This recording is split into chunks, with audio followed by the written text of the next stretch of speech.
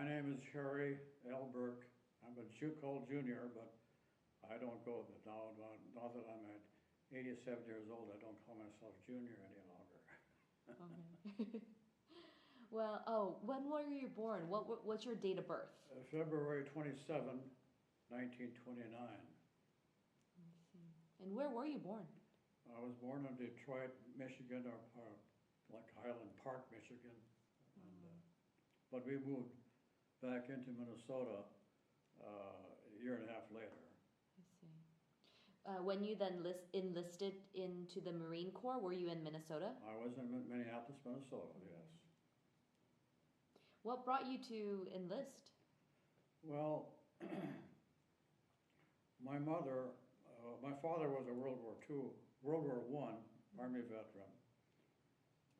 My mother had 4 brothers, and 3 of the oldest brothers all were Annapolis Naval Academy graduates, and were all in the U.S. Navy, of course, all during the Second World War.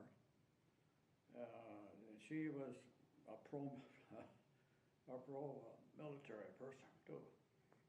I see. The 4th one was an enlisted man, but the 3 oldest are all Annapolis graduates. I got to know all of them and respected them very, very much. So it's kind of like in the family growing up, you kind of felt. Yes, she had military terms that she had heard her brother from her. 3 of the brothers were older, then the younger one was younger than her, but so she knew the military naval terms that she used, and she was. I see. What's her name? What was her name? It was Ida Iverson was my mother's name. Okay. Then where were you for training? Well, I would, when we called, of course, I was always figured that the war ended, when I was 16, 17 years old, that is World War II. But I always figured that I would join the Marines if I had to go into. So at that 1948, I joined the Marine Reserves. I was a high school graduate in 1947, but this was a year later. Then were you working or were you just? I was working in the Ford plant, assembling Fords. And that was, that was a good paying job for a young man. Do you remember when you first heard about Korea and that there's a war there? What were your thoughts? Well, on the 25th of June, I was with 3 other men. We were returning from a training session out in Little Creek, Virginia. And it was on a Sunday, and we heard on the radio about the Korean War, and we all knew what that meant. So we were, on the 19th of August, we were activated to active duty. Then is that when you arrived in Korea? 19th of August? No, that's when we were activated to active duty to more extensive training, and we were shipped out to to Camp Pendleton, or out here at San Diego and Camp Pendleton, and organized we were a new company, was Fox 27 at that time. And September 1st, we got on board ship and went off to Korea. September 1st? Yeah.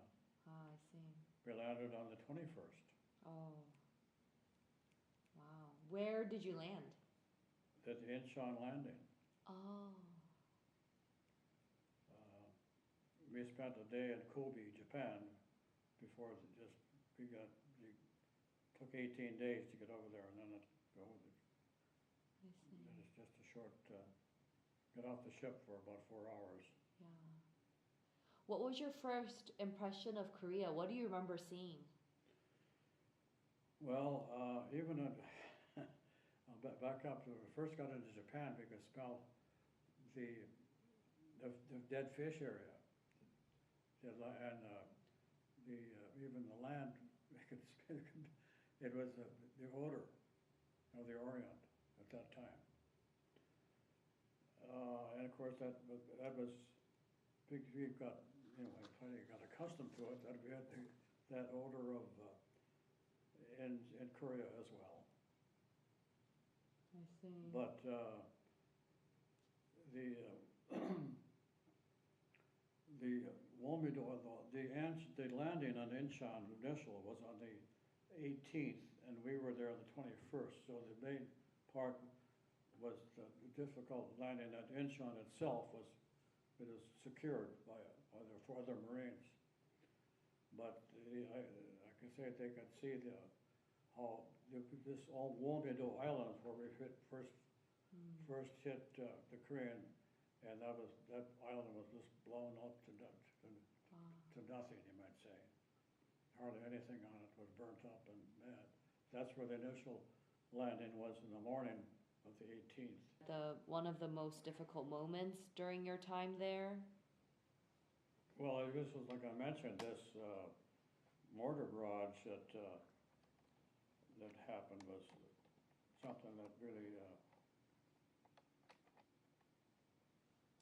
was hard to, that was the first really felt very dangerous, and that I was not part of it. They weren't real close to me in those rounds, but we had about 8 men killed and about 12 wounded from our company. Mm-hmm. I think that was the count. Yeah. But shortly after that, you know, everything was secure. North Koreans were retreated back into North Korea is what their goal was at that time. Mm-hmm. And I know you went to Chosin Reservoir. Well, then that's right. That's why I guess right here, I guess. This is all with the Chosin reunion. We were sent back to Incheon. We got on board on LSTs, landing ship tanks, small landing ships, and went around from the west side around to the east side of Korea to make a landing at a place called Wonsan. And that was a nice beach there, but the North Koreans and the Russians expected that to us, so we were delayed about 5 days there at Wonsan. We didn't go right off in, so that turned out that was not a combat landing. It was an administration landing. Mm-hmm. But we went on the Amtraks off the LSTs. The Korean Army had been up there and secured that area before us. And there was an airfield right there too. Our Marine Air Wing were already there. And the day before we landed Bob Hope had been there with his show, and so they entertained the South Koreans mainly, and then Marine Air Wing. We didn't get to see them. Bob Hope had left. They had been there the night before we got there. So it was division, kind of an ironic situation. Yeah. But it was the North Koreans were not in a good. They were trying to get away from the fighting. Mm. But we were intent. That is MacArthur's intent now to go up there and then to go up, just walk and run up, right up to the Yellow River, and the war would be over. That's was his theory or his plan. But our General Smith knew better. And once we removed, we Well, if you know the story of this, the Chinese had borders North Korea at the Yalu River, and they were concerned about MacArthur's ambition, and that he might want to keep right into going into China, but that's what. So anyway, but he was saying that the Chinese were already coming across the river. They at an early stage, and they knew that we knew that there were signs of that happening. They would do it mostly at night, and then moving into positions, and then they're to entrap us.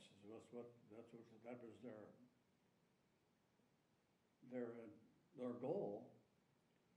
But General Smith knew being much more cautious than MacArthur. So he slowed us down. We didn't go as fast as MacArthur wanted us to go.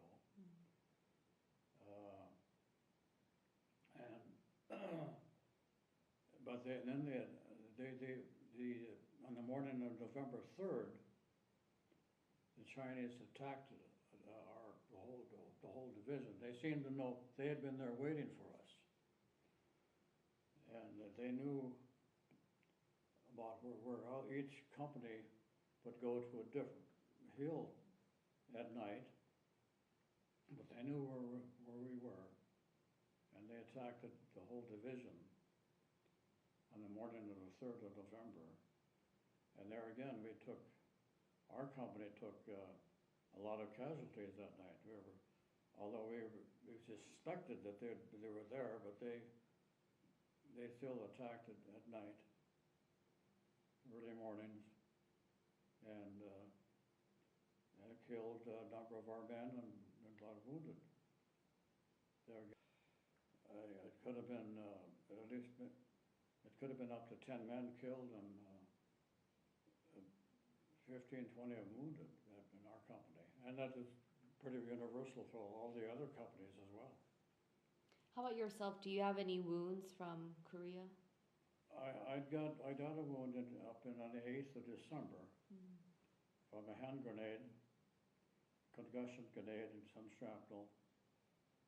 But I was very fortunate that it wasn't as serious as a lot of them were. I carried a little piece of shrapnel right under my nose. It's still there. Oh, wow. And I had some very serious cuts right here in the eye, and small pieces of shrapnel, about an eighth inch away, would have lost the eye. Right. Wow. But I was fortunate, completely fortunate. My luck was better than most. Were you treated just in Korea, or were you sent to Japan and you came back? I was sent to Japan. That was this was on the 8th of and of course it was all the 8th of December on the breakout, we called it, and I thought, when this happened, I was semi-conscious. I was okay, and I thought, well, I'll be able to. No, I won't have to climb up any more hills. We went up to a place that was titled the Foggy Ridge, because it had been snowing, and you get up that high elevation. It was foggy. They could hardly see 30 feet. Yeah. Anything else that you want to share, or we can close? I mean, I don't want to. Well, I don't want to go. I could go on and on with some other horror stories too, but that's enough. There were some of the closest calls to my body. Yeah. Wow. And are you healthy now? Do you have Rather than I have arthritis, and my hands are in bad shape. My feet are in bad shape. I've had two mechanical knees, both knees have been replaced. I see. But I had successful operations, and Mm. I can still get around. Yeah. Wow. This this war, Korean War, that caused so much, close calls and hardships and everything. Yeah. When you came back, did you feel different? Like, were you matured or? Oh, well, yes. Uh, that experience makes a man out of you. Go with it. Yeah. And you were still so young, even when you came back, early 20s still, right? I was 21, yeah, Wow. which is young, but most of them were younger than I. We had a lot of 18, 19-year-olds younger than I, but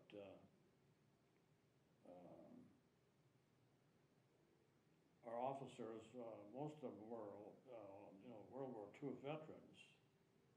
Uh, that one lieutenant was not, that got killed. The others had a little more experience in this particular man, but they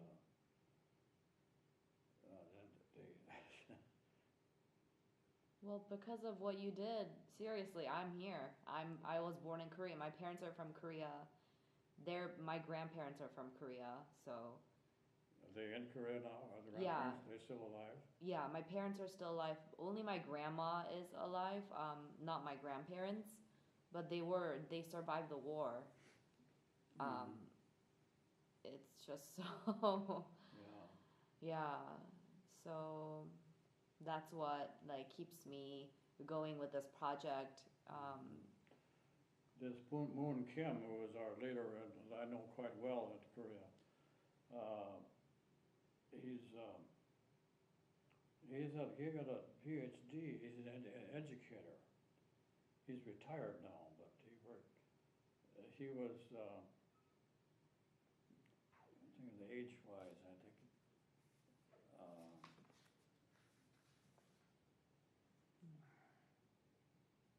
I think he was about 10 years younger than us, than me, I think. But he was very, he appreciates sort of his life he shows it all the time to us veterans back to Minneapolis. Yeah. I met another lady Korean lady that used to work in a drugstore. Unsuk Park is her name.